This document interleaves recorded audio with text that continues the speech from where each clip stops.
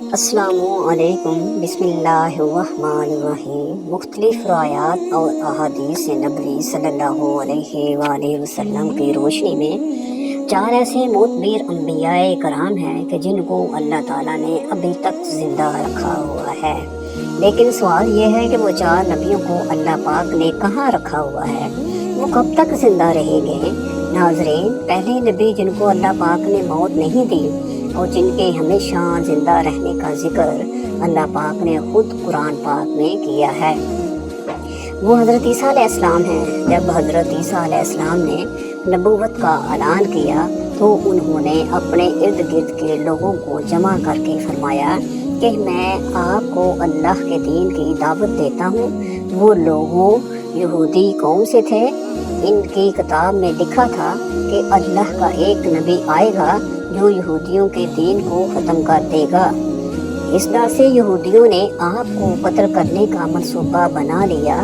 آپ یہودیوں کو اللہ کے دین کا حکم دیتے رہے، لیکن ان کو اس کی کوئی پرواہ نہ ہوتی تھی۔ جب آپ علیہ السلام کو یقین ہو گیا کہ اب یہ لوگ میری کسی بات کا یقین نہیں کریں گے، جہالت پر ہی رہیں گے، ایک دن آپ نے سب یہودیوں کو اکٹھا کیا اور کہا کہ آپ میں سے کون اللہ کے دین پر ایمان لائے گا؟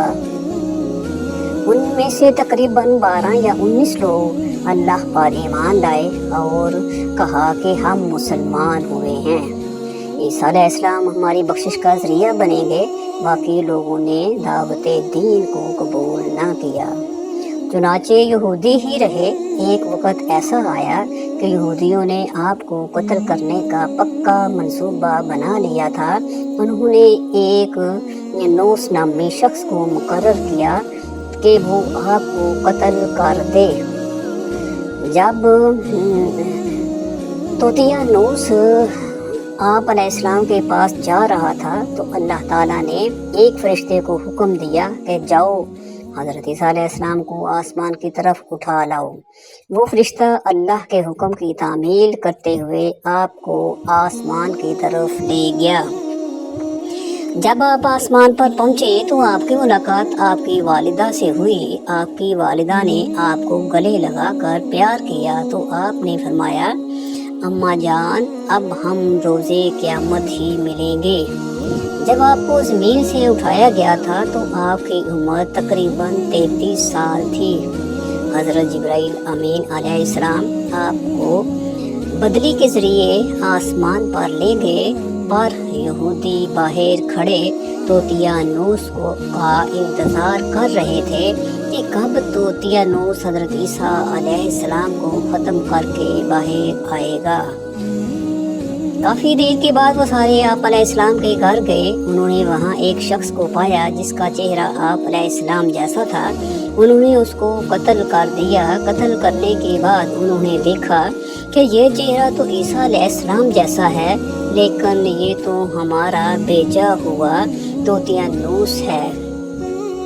وہ یہ ماجرا دیکھ کر 2 گروہوں میں تقسیم ہو گئے اور آپس میں ہی لڑنے جھگڑنے لگے۔ اس لڑائی میں بہت زیادہ یہودی قتل ہوئے۔ اللہ پاک سورۃ نساء کی آیت نمبر 157 تا 158 میں اس واقعے کو یوں فرماتا ہے، اور ان کے اس کہنے یعنی فخریہ دعویٰ کی وجہ سے بھی کہ ہم اللہ کے رسول مریم کے بیٹے عیسیٰ مسیح کو قتل کر ڈالا ہے، حالانکہ انہوں نے نہ ان کو قتل کیا اور نہ انہیں سولی چڑھایا، مگر ہوا یہ کہ ان کے لیے کسی کو عیسیٰ علیہ السلام کا ہم شکل بنا دیا گیا، اور بے شک جو لوگ ان کے بارے میں اختلاف کر رہے ہیں وہ یقیناً اس قتل کے حوالے سے شک میں پڑے ہوئے ہیں۔ انہیں حقیقت حال کا کچھ بھی علم نہیں، مگر یہ کہ گمان کی پیروی کر رہے ہیں، اور بلکہ اللہ نے انہیں اپنی طرف اٹھا لیا۔ انہوں نے حضرت عیسیٰ علیہ السلام کو یقیناً قتل نہیں کیا، آسمان پر اٹھا لیا، اور بے شک اللہ غالب حکمت والا ہے۔ حدیث نبوی صلی اللہ علیہ وسلم ہے کہ حضرت عیسیٰ علیہ السلام قیامت سے پہلے زمین پر آئیں گے اور سنت نبوی صلی اللہ علیہ وآلہ وسلم کے مطابق زندگی بسر کریں گے۔ آپ علیہ السلام صلیب کو توڑیں گے، دجال کا جڑ سے خاتمہ کریں گے، تقریباً 7 برس تک دنیا میں زندگی بسر کر کے اللہ کے دین کو عام کریں گے۔ آپ کو مدینہ کی سرزمین گنبد خضرا میں دفن کیا جائے گا۔ اللہ تعالیٰ نے اپنا وعدہ پورا کیا اور حضرت عیسیٰ علیہ السلام کو یہودیوں کے ہاتھوں قتل نہیں ہونے دیا۔ آپ علیہ السلام کو آسمان کی طرف اٹھا لیا گیا۔ جن لوگوں کا یہ عقیدہ ہے کہ حضرت عیسیٰ علیہ السلام قتل ہو گئے ہیں یا سولی پر لگائے گئے ہیں، وہ دائرہ اسلام سے باہر ہیں، وہ کفر کر رہے ہیں۔ ناظرین، دوسرے وہ نبی جن کو اللہ پاک نے ہمیشہ کی زندگی عطا کی ہوئی ہے وہ حضرت خضر علیہ السلام ہیں۔ حضرت خضر علیہ السلام اس وقت دنیا میں تشریف لائیں گے جب دجال جاہلیت پھیلانے کے لیے نمودار ہوگا۔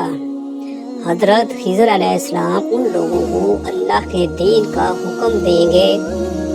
ایک روایت میں ہے کہ حضرت محمد صلی اللہ علیہ وآلہ وسلم اپنے صحابہ کرام کو حضرت خضر علیہ السلام کا قصہ سنا رہے تھے کہ آپ نے فرمایا کہ حضرت خضر علیہ السلام کا باپ ایک بادشاہ تھا جو حضرت خضر علیہ السلام کو اپنی بادشاہت نوازنا چاہتا تھا، لیکن حضرت خضر علیہ السلام کو دنیا کی بادشاہت پسند نہ آئی تو اس نے اپنے والد کی سلطنت کا جانشین بننے سے انکار کر دیا اور اپنے والد گرامی سے ناراض ہو کر جنگل میں جا کر رہنے لگے، جہاں ان کو کوئی بھی ڈھونڈ نہ سکا۔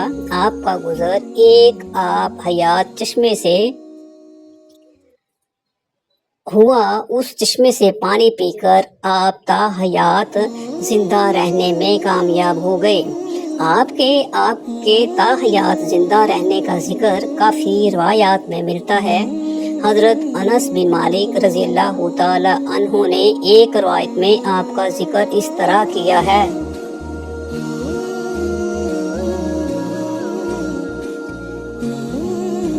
ایک روایت میں آپ کا ذکر اس طرح کیا ہے کہ جب اللہ کے نبی اکرم صلی اللہ علیہ وآلہ وسلم کا وصال ہوا تو ایک بزرگ سارے مجمع سے ہوتا ہوا آپ صلی اللہ علیہ وآلہ وسلم کی میت کے پاس آ کر رک گیا۔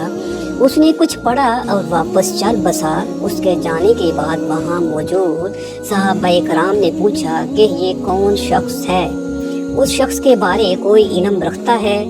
حضرت علی کرم اللہ وجہہ الکریم بولے، جی ہاں، یہ حضرت خضر علیہ السلام ہیں۔ حضرت خضر علیہ السلام اللہ کے حکم سے مصیبت زدہ لوگوں کی رہنمائی کرتے ہیں۔ آپ علیہ السلام لوگوں سے صلاح کر کے ان کو اللہ کے حکم کے مطابق زندگی بسر کرنے کا حکم دیتے ہیں۔ حضرت خضر علیہ السلام کی کنیت ابو العباس بلیہ بن ملکان اور اس کے آباء و اجداد کا نام یاد رکھے تو اس کو مرتے وقت کلمہ نصیب ہوگا۔ حضرت عیسیٰ علیہ السلام اور حضرت خضر علیہ السلام کے بعد تیسرے زندہ نبی حضرت الیاس علیہ السلام کا ذکر آتا ہے۔ آپ کا ذکر قرآن پاک میں 2 جگہوں پر موجود ہے۔ تفسیر مرحلی میں مرکوز ہے کہ حضرت الیاس علیہ السلام کو ایک نورانی گھوڑے پر بٹھا کر آسمان کی طرح لے جایا گیا تھا۔ حضرت انس بن مالک رضی اللہ تعالی عنہ سے روایت ہے کہ میرا اور حضور صلی اللہ علیہ وآلہ وسلم کا گزر ایک پہاڑی سے ہوا۔ وہاں سے گزرتے ہوئے ہمیں ایک آواز سنائی دے کہ اے اللہ، مجھے بھی حضرت محمد صلی اللہ علیہ وسلم کا امتی بنا دے۔ یہ آواز سنتے ہی اللہ کے نبی نے مجھے فرمایا، اے انس بن مالک رضی اللہ تعالی عنہ، اس آواز کا پتہ لگاؤ، یہ کون ہے؟ حضرت انس رضی اللہ تعالی عنہ فرماتے ہیں کہ میں جب اس پہاڑی کے اندر گیا تو کیا دیکھتا ہوں، ایک سفید پوش بزرگ اللہ کی عبادت میں مشغول تھا۔ جب اس نے مجھے دیکھا اور کہا، اے بندے، آپ حضرت محمد صلی اللہ علیہ وآلہ وسلم کے صحابی ہیں؟ حضرت انس بن مالک نے ہاں میں جواب دیا۔ انہوں نے کہا کہ میرا سلام محمد کو پہنچا دو اور محمد صلی اللہ علیہ وسلم سے عرض کرنا کہ حضرت الیاس علیہ السلام آپ کو ملنا چاہتے ہیں۔ میں نے واپس آ کر حضرت الیاس علیہ السلام کا پیغام آپ کو دیا تو آپ صلی اللہ علیہ وسلم مجھے ساتھ لے کر وہاں چلے گئے۔ حضرت الیاس علیہ السلام کے پاس پہنچے تو میں پیچھے ہٹ گیا۔ حضرت محمد صلی اللہ علیہ وآلہ وسلم اور حضرت الیاس علیہ السلام کافی دیر تک آپس میں بات چیت کرتے رہے۔ اللہ کی طرف سے آسمان سے کھانا نازل ہوا تو حضرت محمد صلی اللہ علیہ وآلہ وسلم نے مجھے بھی پاس بلا لیا۔ ہم تینوں نے مل کر کھانا کھایا۔ جب کھانا ختم ہوا تو میں نے دیکھا ایک سفید پرندہ آسمان سے نیچے کی طرف آ رہا ہے۔ وہ حضرت الیاس علیہ السلام کے پاس آیا تو حضرت الیاس علیہ السلام اس پر سوار ہو کر آسمان کی طرف چلے گئے۔ روایتوں سے معلوم ہوتا ہے کہ اس نکاح کے پیغام سے پہلے ہی حضور صلی اللہ علیہ وآلہ وسلم کو اللہ کی طرف سے کچھ اشارے مل گئے تھے کہ حضرت فاطمہ زہرا کی شادی علی سے کرا دو۔ تو جب حضرت ابوبکر صدیق رضی اللہ تعالی عنہ اور حضرت عمر جیسے لوگ رشتہ لے کر پہنچے تو آپ صلی اللہ علیہ وآلہ وسلم نے جواب دیا کہ اے ابوبکر، میں اس بارے میں اپنی بیٹی فاطمہ سے مشورہ لینا چاہتا ہوں، اس لیے آپ لوگ تھوڑی دیر انتظار کریں۔ اور پھر حضور صلی اللہ علیہ وآلہ وسلم حجرے کے اندر اپنی بیٹی حضرت فاطمہ زہرا رضی اللہ تعالی عنہا کے پاس گئے اور ان سے کہنے لگے کہ اے میری بچی، باہر ابوبکر اور عمر علی کے ساتھ تمہارے رشتے کا پیغام لے کر آئے ہیں، کیا تم راضی ہو؟ تو اس جگہ پر کچھ روایتوں سے معلوم ہوتا ہے کہ حضرت فاطمہ نے اس وقت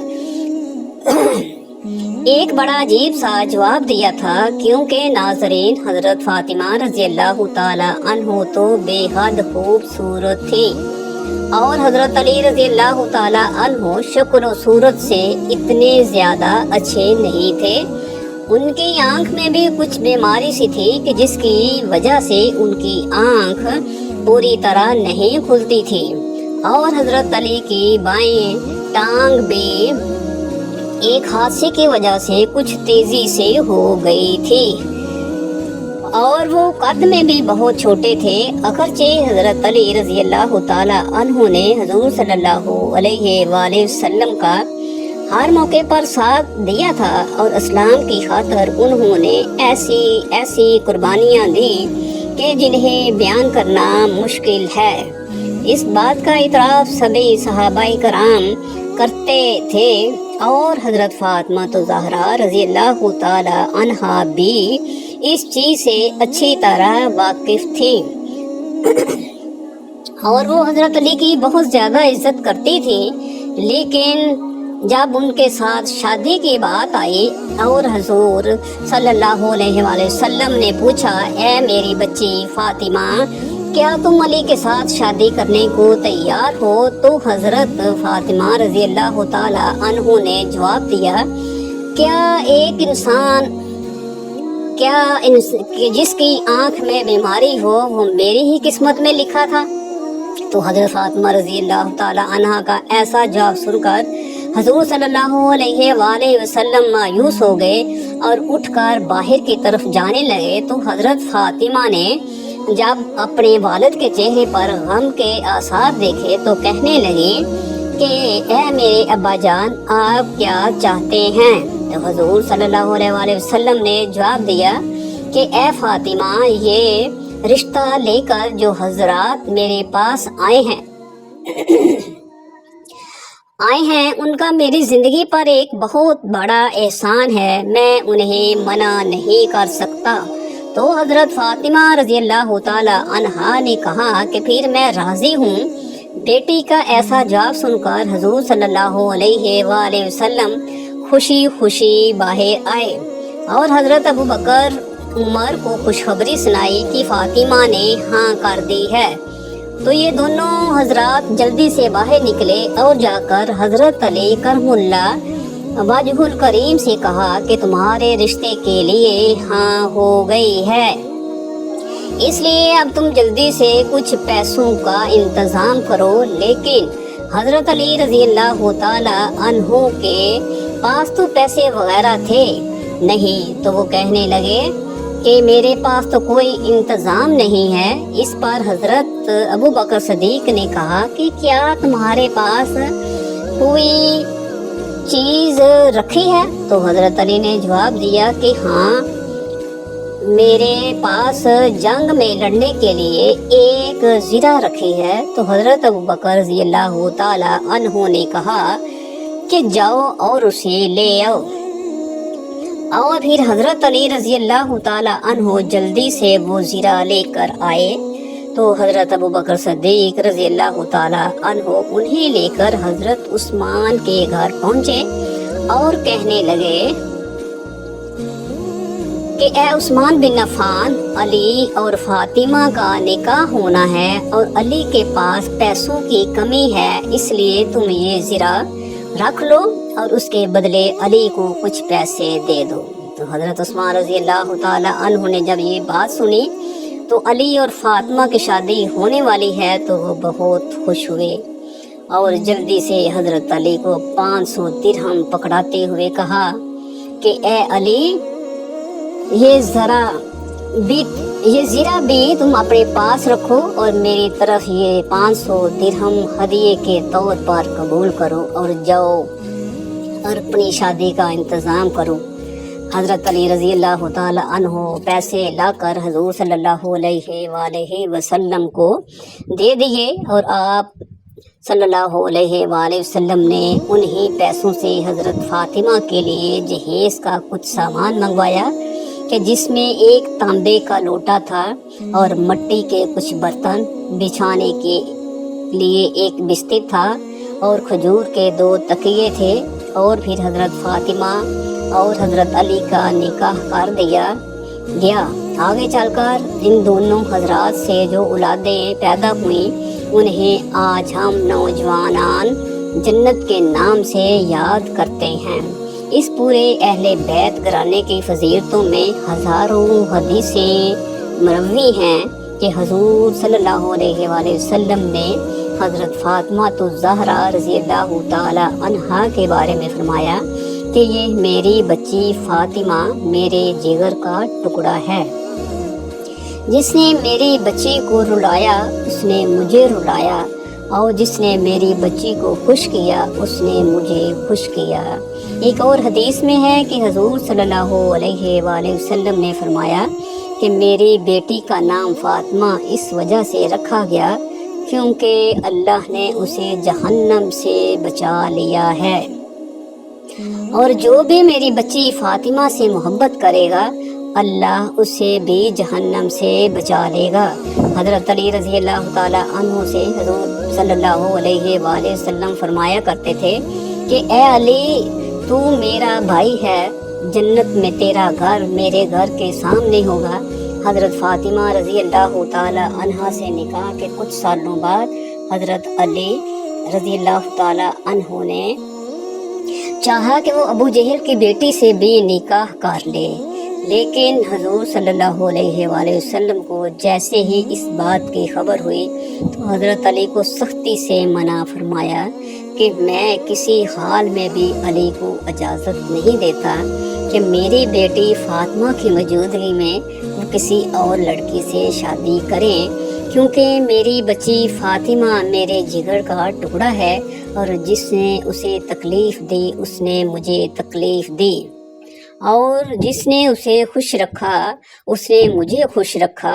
اس لیے حضرت علی کرم اللہ وجہ الکریم نے ساری زندگی حضرت فاطمہ رضی اللہ تعالی عنہا کی موجودگی میں کسی اور لڑکی سے شادی نہ کی۔ ناظرین، کچھ علماء نے لکھا ہے کہ حضرت خضر علیہ السلام اور حضرت الیاس علیہ السلام ہر سال رمضان المبارک میں بیت المقدس میں تشریف لاتے ہیں اور روزے رکھتے ہیں۔ حج کے موقع پر حج ادا کرتے ہوئے دکھائی دیتے ہیں۔ یہ دونوں نبی علیہ السلام بار اور بحر میں مصیبت زدہ لوگوں کی مدد کرتے ہیں۔ چوتھے نبی جو ابھی تک زندہ ہیں وہ حضرت ادریس علیہ السلام ہیں، جن کے بارے زندہ ہونے کی روایت ملتی ہے۔ قرآن مجید کی سورۃ مریم کی آیت نمبر 56 سے لے کر 57 میں آپ کا ذکر اس طرح ملتا ہے کہ وہ ایک نیک پرہیزگار انسان اور نبی تھے۔ آسمان کہ اللہ تعالیٰ نے حضرت ادریس علیہ السلام کو جنت سے اٹھا لیا تھا۔ شب معراج کے موقع پر چوتھے آسمان پر حضرت محمد صلی اللہ علیہ وآلہ وسلم اور حضرت ادریس کی ملاقات ہوئی۔ حضرت ادریس علیہ السلام کا چھٹے آسمان پر ہونے کا بھی ذکر ملتا ہے۔ حضرت ادریس علیہ السلام زمین کی سیر و سیاحت